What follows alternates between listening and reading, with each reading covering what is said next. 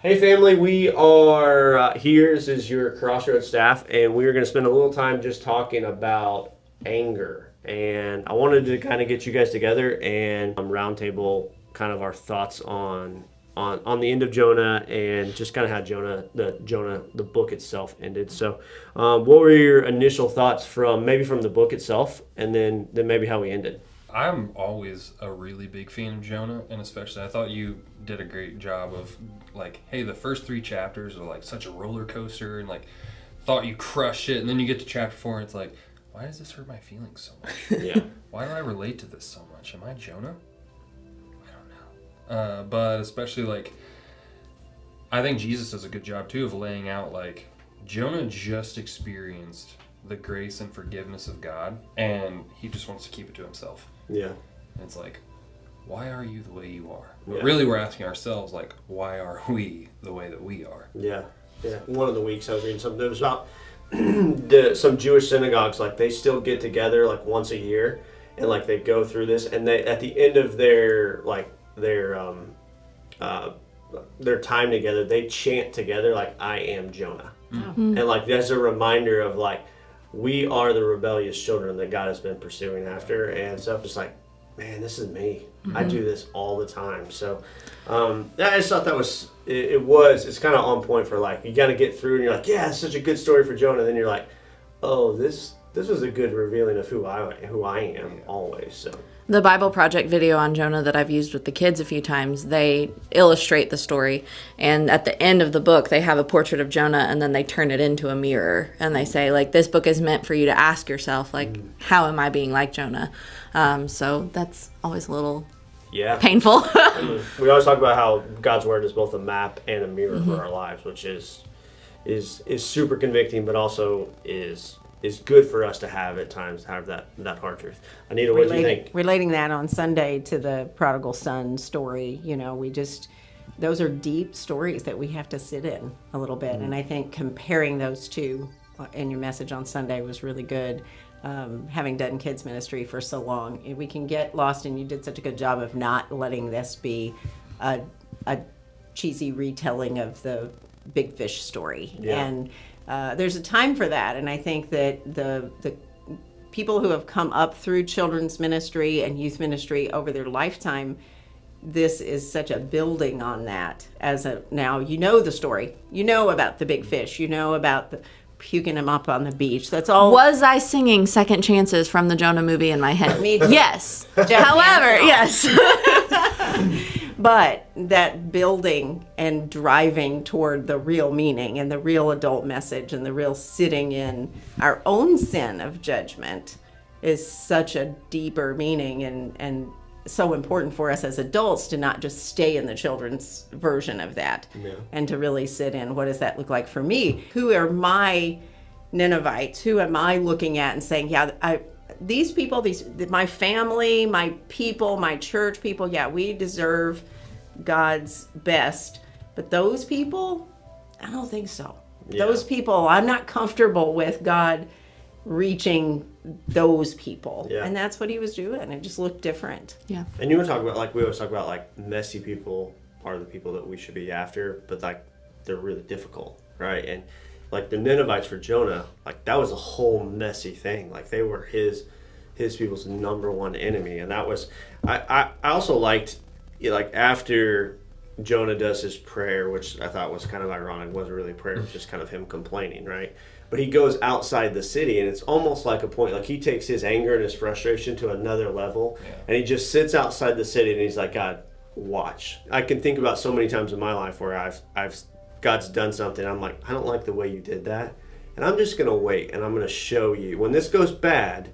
I'm gonna say, gotcha, told you, God, like this wasn't a good idea. And I was like, man, that takes my frustration or my anger to a whole other level when I'm like, well, I'm just gonna sit by and watch, and when this thing goes bad, then I'm gonna be right. Mm-hmm. And I thought that was so like convicting for me this week of just thinking like, all right, there are times where I want God to be wrong, right, until I'm right. Yeah. The thing about grace and forgiveness and really the gospel is like it's meant to be inclusive of, like, you know, Jesus talks about going and bringing people in, and that captures this picture of grace. But in anger, like even as Jonah goes away from the city, like there's separation, like so there's pride, and there's which is the opposite of the gospel. And Right. I think the fact that we see Jonah in his anger separate himself is a picture of like what happens to each of us, like when we let pride and anger like rise up within us too. He did not keep himself separated. Like you said, that is the picture of the gospel. He sent his son to live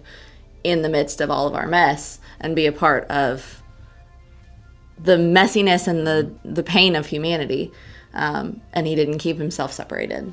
But the things that they did in battle and war and in just wiping people out in such a cruel way, we have to then, the right thing to do is for us to look at, when do I look and say, well, yeah, look what they got. Oh, yeah. You made this decision, and that's like there it you is. have to deal with the consequences now. Right. But just like Jonah, like when we have to deal with our consequences, then we cry out to God, and we're like, God, where are you at? What are you doing? Right. But like we'll watch from afar, and I think that's really like in Jonah chapter 1. Jonah, I don't know that Jonah doesn't want to go all because he's scared of what could happen, but I think he also, like, there's a piece of him that doesn't want those people to get God's grace. So there were two prophets that gave different prophecies to one of the Israelite kings, and Jonah was one of them, and the other prophecy came true. And so the Bible Project was pointing out that, like, we already have some question about Jonah's character and his ability to listen to God and whether or not he's really doing what he's supposed to based on that small piece of history that we know about him. The whole theme of Jonah is God's relentless pursuit of a rebellious group of people through, at best, a reluctant missionary, right? So I think it also shows you kind of the same thing that when Paul talks about some people who in the New Testament who are claiming to be followers of God and are leading people to Christ, but like they don't reflect Christ. And Paul basically says, are they hearing the gospel? Are they seeing changed lives in their lives? And he's like, God can use them in the same way that he uses somebody you think is really pure of heart. So I thought it was really interesting, just Jonah's reluctancy at the beginning, like just shows that ministry for us now and for us on our Christian life is literally like take your kid to work day. God doesn't need us to do his plan. He just chooses to bring us along and let us kind of experience that part of it.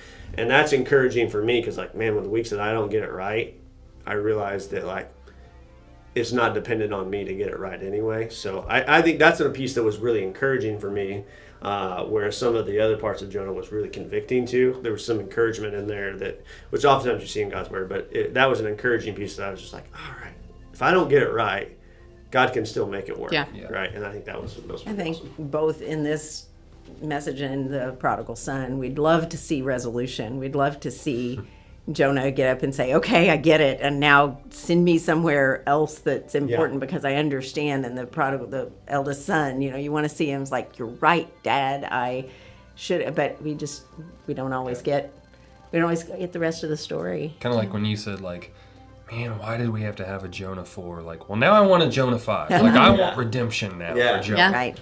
But it's kind of like when you watch a movie and it gets to the end, you're like, should have ended that way. Didn't like that ending. Like we wanted to end in Jonah 3, and now you get to Jonah 4. You're like, all right, he needs a little more redemption, right? And God tells him like, your happiness is changes on your circumstances, and he said like I love you too much to leave you in that space. And I thought the J.I. Packer quote that we used this week that was, God brings us sorrows and joy. So it detaches us from those things, and we have to reattach ourselves to him, which is the good and the bad, whether God directly brings it or he allows it, like are both used for his purpose in our lives. And that's also encouraging because there are some ups and downs in everybody's life. And like if the good and the bad can bring me closer to him, like I can make it through both of those if I can see it that way. So those are the moments when Jonah reminds me so much of my toddler, like the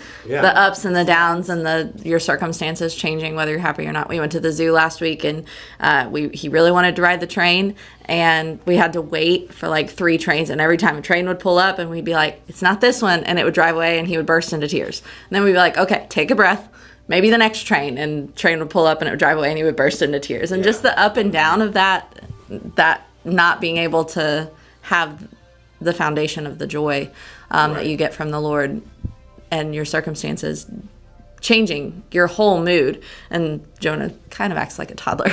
What do you think helps us kind of manage like that thing, like that anger level? Like when somebody does something that is not what we expect, how do we manage that so that anger doesn't jump out of us so quick? I think there's a piece of just understanding that people are not necessarily, whether it's family, spouse, kids, adult kids, whoever, their goal every day is not my emotion. That's not everything they do, every response they have is not really about me. And so you did this and it made me such and such, that was not your intent. It wasn't even on your radar, maybe. Right. And in a climate of, things in the news and social issues and things like that, it's like we have to step back and realize that we are not the center of other people's world. Oh yeah, yeah. So they weren't thinking about us when they weren't even. They posted, said that thing, or did that thing. Yes. And so often, like, we want people to judge us on our intentions,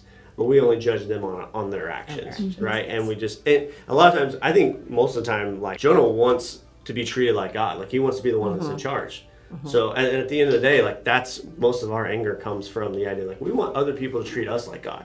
Like, we want what we want and when we want it. And that is, like, such a touchy place for us to be in, because then anything that rubs up against us where we're not treated like that sends us into that anger state, which is it's such a dominant emotion. It blows by everything else, and we're not rational. We don't want people to get by with stuff. Yeah. Like if someone treats us poorly, justice. posts something inappropriate, things like that, you're like, I want them to have consequences. I want them, and that's what he was saying. It's like, these guys are terrible.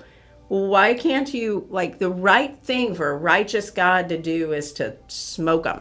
Yeah. And that's not what God decided to do. Yeah. I used to really struggle with anger a lot because I thought that there was power in it. Like, I felt like power within me, but like the Lord kept working in my own heart and revealed to me, like, there is like a temporary power in anger, but like the ultimate power is love, essentially. And so Sunday, like, he just kind of wrecked me with, like, the only thing that quenches anger is love. We, as humanity, have stored up for ourselves wrath from God. And then we see the response in the gospel is, God himself wants to quench that anger and that wrath, but he knows, like, I can't just forgive this, right? And so he sends his son to pay for that wrath in love. And just right here and right now, like the verse from Micah says, seek justice, but love mercy. And I think the only way that you can do that is that third, like, by walking humbly with God. And we cannot have love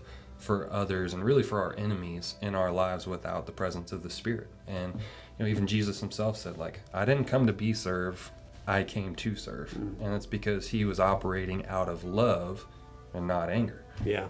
That's good. Yeah. And so often I think we misuse the idea of righteous anger. Like, I'm justified in that anger.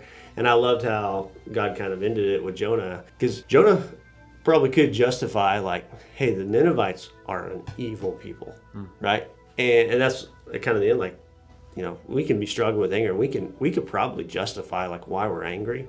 But I love how God asked, like, how's that working for you? I just thought that was a kind of a fitting way for us to end, because that was something that God really spoke to me. I hope this maybe sparks a little bit of conversation for you guys. We love you. Try not to kill anyone this week, and we'll see you guys soon.